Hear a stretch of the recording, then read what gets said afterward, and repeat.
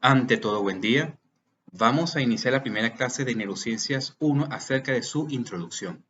Es importante tener conocimientos básicos para poder abordar temas desde lo más simple y básico hacia lo más avanzado y complejo.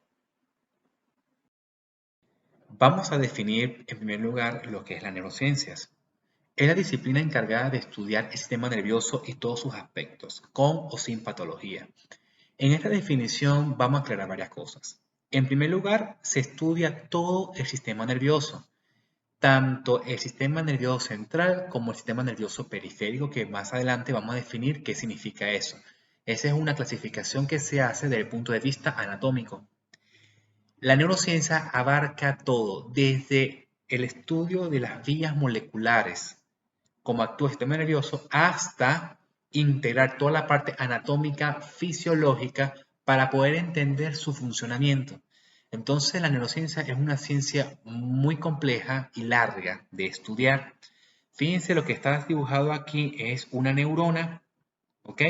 Por ejemplo, aquí que sería la parte microscópica mínima para poder entender cómo funciona el sistema nervioso. Y aquí tenemos la parte anatómica, ¿verdad? Que corresponde al sistema nervioso central. Entonces, la neurociencia abarca muchos componentes que estudiar que al final, en el curso de psicología, la neurociencia podría explicar la conducta humana, tanto en su variante normal como en su variante anormal. Ok, hay que establecer otras definiciones que podrían ser confundidas con la definición de neurociencias o que puede complementar a la información que corresponde a neurociencias. Primero vamos a definir lo que corresponde a neuropsicología. La neuropsicología no es más que la especialidad que pertenece a las neurociencias y estudia la relación entre los procesos mentales y conductuales con el cerebro. Hay que tomar en cuenta de esta rama de las neurociencias, que la neuropsicología, uno, que la neuropsicología estudia áreas cognitivas. Definiéndose áreas cognitivas desde el punto de vista de la neurociencia, es la asociación de dos o más lóbulos cerebrales y que esas áreas cognitivas se relacionen con los conocimientos de uno mismo en relación con el ambiente para que haya una buena interacción. Claro está de que ese tipo de conocimiento que tiene la persona puede adaptarse adecuadamente al medio donde se desenvuelva. Un ejemplo de áreas cognitivas puede ser lenguaje, memoria, habilidad visoespacial, atención, todas ellas son áreas cognitivas y que el neuropsicólogo tiene que aplicar test neuropsicológicos, valga la redundancia, para poder explorar cada una de esas áreas cognitivas, cuáles están normales y cuáles pueden estar afectadas. Y de allí sale el diagnóstico, sí, desde el punto de vista neuropsicológico, de qué áreas cognitivas están afectadas y el por qué. La neurología es el estudio del sistema nervioso, tanto central como periférico, y sus trastornos, o sea, enfermedad, patologías. ¿Qué pasa? Que la neurología, aparte de estudiar el sistema nervioso, tanto lo que corresponde a la normalidad como lo patológico, también tiene que estudiar farmacología para poder medicar, ¿sí? Si hay alguna patología estructural a nivel del sistema nervioso, tanto central como periférico. Se ayuda de la neuropsicología para determinar, estudiar el cerebro y el encéfalo y así verificar o comprobar qué áreas cognitivas están afectadas según la etiología. Por ejemplo, el lenguaje puede estar afectado por un ACV, ¿sí? ACV es accidente cerebrovascular, por ejemplo, ¿sí? Que puede generar que comprometa el área cognitiva del lenguaje y que el neuropsicólogo pueda aplicar el test neuropsicológico y el neurólogo trataría tanto la prevención como la prevención secundaria del ACV, ¿sí? Desde el punto de vista farmacológico. La psiquiatría es la especialidad de la medicina que trabaja en el estudio, prevención, diagnóstico y tratamiento de los trastornos mentales.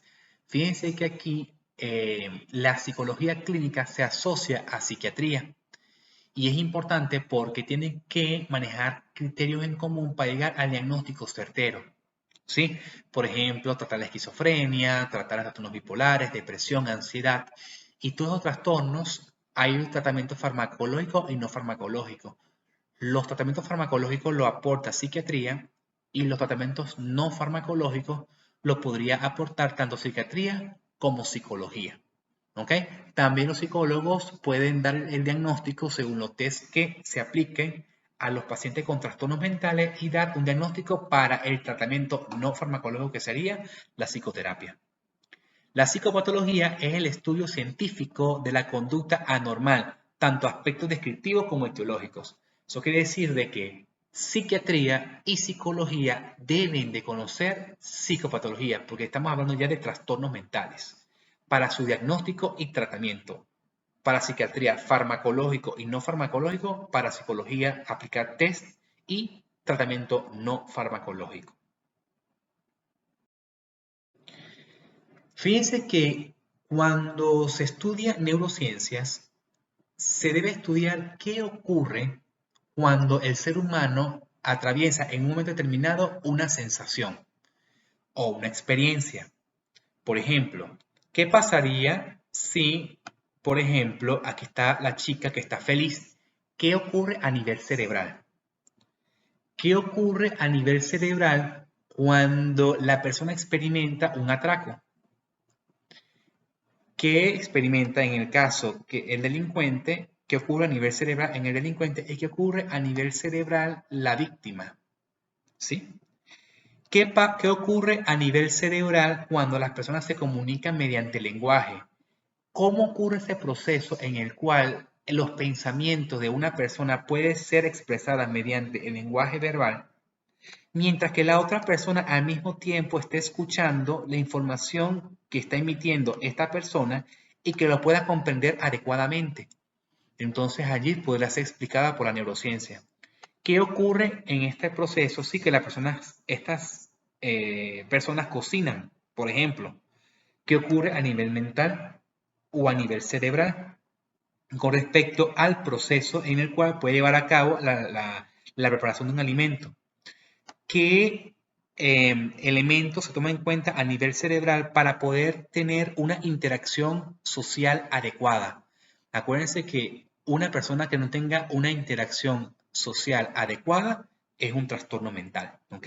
Que eso se verá más adelante a lo largo de la carrera de psicología. Entonces, todas esas situaciones tienen que ser explicadas desde el punto de vista de la neurociencia y por esa razón los psicólogos tienen que formarse, o sea, dentro de su programa está neurociencias para poder explicar y entender qué es lo que ocurre en la mente humana, que justamente está relacionado con el cerebro. Entonces, la neurociencia se vuelve algo compleja porque involucra muchísimas funciones, ¿sí?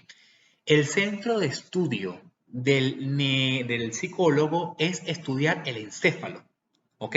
El encéfalo es lo que envuelve la cavidad craneana. La cavidad craneana es una cavidad ósea que dentro contiene el encéfalo. El encéfalo está compuesto por el cerebro, por el cerebelo y el tallo encefálico. Ya lo veremos más adelante. Y es muy importante porque la cantidad de funciones que, digamos, que cumple el encéfalo son muchísimas.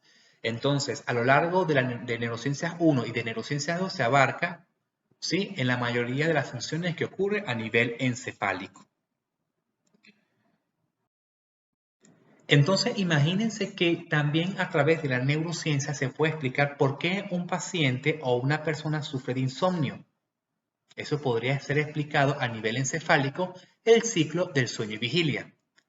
¿Qué ocurre con las personas que comienzan a perder la memoria? ¿Eso es algo normal? ¿Eso es algo anormal? ¿Sí? Entonces allí se vale de la psicología evolutiva, ¿sí? Cómo es el proceso de envejecimiento normal y hasta qué punto se vuelve anormal. Por ejemplo, la demencia por enfermedad de Alzheimer es una alteración de la memoria explícita a corto plazo y eso es algo anormal, eso es patológico, ¿sí? Pero hay olvidos que se consideran normal. Entonces, eso tiene que ser explicado desde el punto de vista de las neurociencias. ¿Qué pasa con las personas que son psicóticas, que tienen alucinaciones visuales complejas, que tiene, por ejemplo, ven personas muertas que no existen, ¿sí? O, por ejemplo, ven animales, o ven cualquier objeto, o ve colores que no existen. Eso se habla de alucinaciones visuales. O las alucinaciones auditivas, complejas. Por ejemplo, me habla una persona que no existe, ¿sí? O simplemente escuchan voces que son como susurros y no se entiendan. Son alucinaciones auditivas, pueden ser simples o pueden ser complejas. Entonces, ¿cómo se explica a nivel cerebral esas alucinaciones? Entonces, eso después podría ser explicado a través de las neurociencias. También, ¿qué ocurre en las pacientes o en las personas que tengan autismo? ¿Sí? Porque esas personas que tienen autismo tienen fracaso en la interacción social. ¿Por qué aquellos pacientes que tienen autismo tienen conductas estereotipadas? Entonces, eso tiene que ser explicado a nivel cerebral. Entonces, si un psicólogo interactúa con pacientes que tengan trastorno del sueño, pacientes psicópatas, pacientes con psicosis, por ejemplo, pacientes con deterioros cognitivos por enfermedad de tipo Alzheimer o pacientes que tengan trastornos del neurodesarrollo, que dentro del trastorno del neurodesarrollo está el autismo, tiene que ser explicado desde el punto de vista neurocientífico para poder entender y dar un abordaje terapéutico, farmacológico y no farmacológico. ¿Sí? Los psicólogos dan el tratamiento no farmacológico y tienen que dar las herramientas adecuadas para hacer un buen diagnóstico y el tratamiento no farmacológico. Fíjense que tenemos el test neuropsicológico, tenemos el test de Mini-Mental, ¿sí?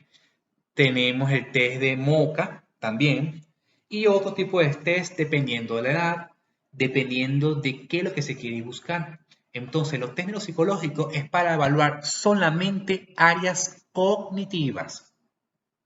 Los test neuropsicológicos no van a evaluar, por